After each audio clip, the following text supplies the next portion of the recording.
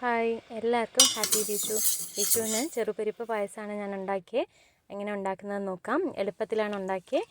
ആദ്യം ചെറുപരിപ്പ് ചെറിയ തീയിൽ വെച്ച് നന്നായിട്ട് കളർ ചേഞ്ച് ആവുന്ന വരെ വറുക്കണം. അതിനുശേഷം അതിൽ ഞാൻ കഴുകി അതിൻ്റെ വെള്ളത്തിൻ്റെ കളറ് തെളിഞ്ഞ് വരുന്ന രീതിയിൽ കഴുകിയിട്ട് നല്ല വെള്ളം ഒഴിച്ച് പ്രഷർ കുക്കറിൽ 4 തൊട്ട് 5 വിസിൽ കേൾപ്പിച്ച് വേവിച്ചതിന് ശേഷം ഞാൻ ഡയറക്റ്റ് അതിനകത്ത് ശർക്കര ഇടുമായിരുന്നു. കാരണം എനിക്ക് കിട്ടുന്ന ശർക്കരയിൽ ഇച്ചിരി അഴുക്ക് കാണാറില്ല. അഴുക്കുള്ള ശർക്കരയാണെങ്കിൽ അലിയിച്ച് അതിനെ വെള്ളം അരിച്ച് ഒഴിക്കണം. പാനി ഉണ്ടാക്കി അരിച്ചൊഴിക്കണം.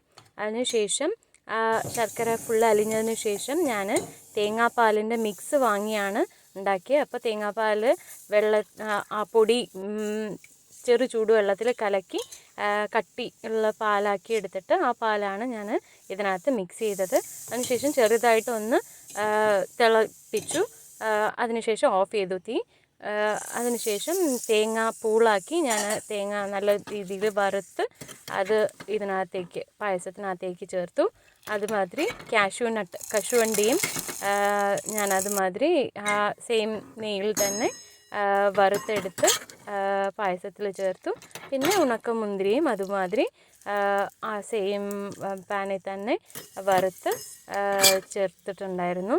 പിന്നെ ഏലക്കാപ്പൊടി നമ്മുടെ എത്ര മണമാണോ വേണ്ടത് അതിനനുസരിച്ച് ഏലക്കാപ്പൊടി ചേർത്തു.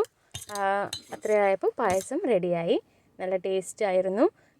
എനിക്ക് ശർക്കര അത്രയും ഇട്ടപ്പോൾ മധുരം മതിയായിരുന്നു. നിങ്ങൾക്ക് മധുരത്തിനനുസരിച്ച് കൂടുതലിടാം. Thank you.